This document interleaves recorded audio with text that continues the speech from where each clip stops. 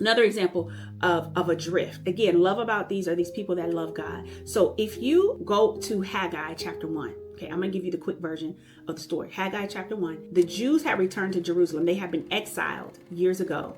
And they had returned to Jerusalem, and the town was just desolate. I mean, it had been run over, and it just looked like it was wars upon wars in Jerusalem.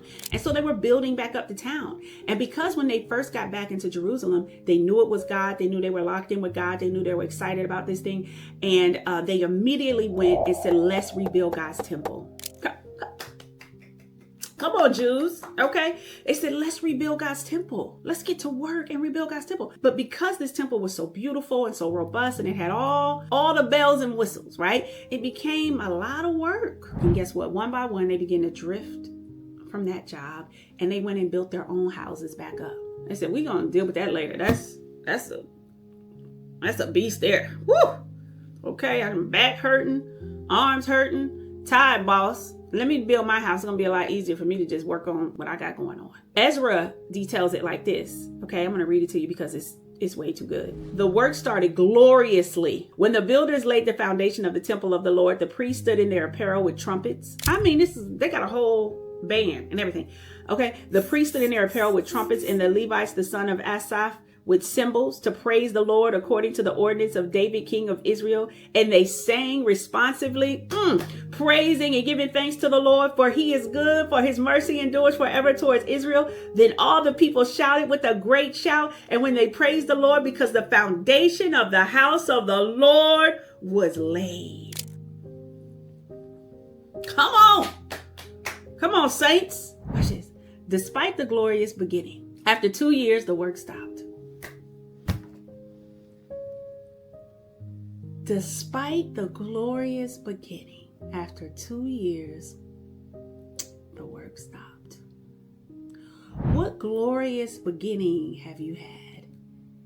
But the work has stopped.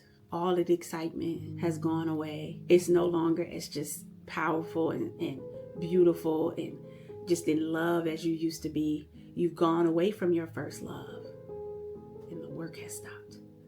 When Haggai prophesied, the foundation of the temple was laid and the altar was rebuilt, but the temple wasn't yet rebuilt. They laid the foundation, but then they stopped. Okay, so let's check in with them and find out why. So we find out, okay, what is the reasoning? What is happening? We check in with the Jews. How dare you? God gave you back your city. How dare you just have a foundation for a temple and now you are rebuilding all your castles and homes and all the things? Do you want to hear some of the reasons? Because some of the reasons you might be able to relate to, even in the modern day variations of what this looks like. They said the land was desolate after 70 years of neglect. Like, what you want us to do? We just human beings. You want us to a temple? We got to reverse 70 years of neglect for a temple. It's a lot of work to do. We're going to get to it, just not right now. Not right now. Here's another. The work was hard. I can't. They didn't have a lot of money. Haggai 1:6, our manpower. We need more people. Some of them busy. I don't know. They got me out here. You know that when you have an assignment and only half show up and you're like, now we got to do the heavy lifting. They suffered crop failures and dropped because they drifted. They were no longer in the benefits package. Because, one of the benefits is that all your necessities are going to be met. Seek first the kingdom and all his righteousness, and all these things will be added unto you. So now their necessities were not being met. So guess what it did? It compounded the problem. They feel like they needed to focus on getting their necessities met, which delayed them from working on the temple. But working on the temple would have got all their necessities met. Can we talk about us for a second?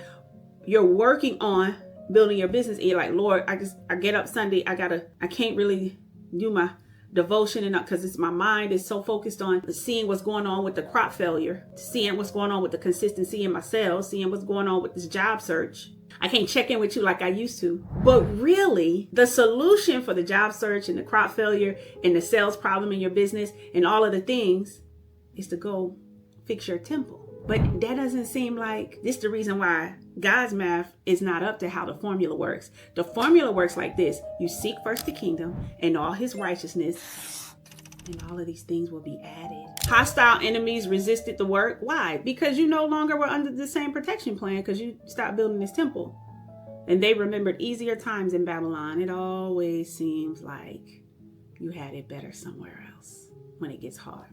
The Lord was fed up. he was fed up and he spoke through prophet Haggai. And then the Lord of the word, let me read this scripture.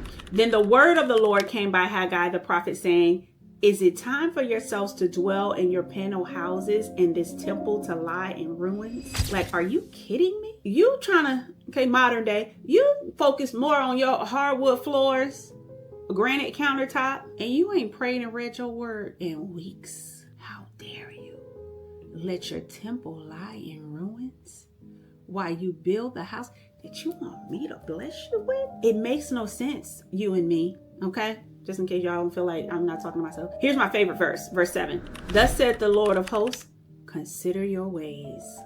Consider your ways. I know you think it's my fault. I know you think that I'm withholding blessings. I know you think I'm withholding resources. I know you feel like because you tithe, I should be doing more. But have you ever, for just a second, considered your ways? Considered the fact that you're more worried about building your house while your temple lies in ruins? Because it's the drift. You know, I imagine, I wasn't there. I wasn't there, but my son did bring up a good point. Hopefully when we go to heaven, he can have like a movie screen where he could just let us see how this stuff went down. And just, we could sit back and be like, and we can see like King David when he took down Goliath. It's going to be so dope. So y'all put prayer requests in. They can have that ready for us when we get there. So listen, I can't imagine exactly how it went down. But I imagine when they were working on the temple, they didn't have a meeting say, hey, all work stops now. All work, everybody, we're not doing this. Go home, work on your own temple. All work stops now. I can imagine that they didn't do that. I imagine that little by little, decision by decision, one person did, two persons not showing up, then feeling like they had to do the heavy lifting, they feel like this isn't going to work. They need to just one by one. And they drifted away from what their focus should be. And they went and worked on their own homes. This is why I say it's a million little decisions. This is why I say it's a million little centimeters.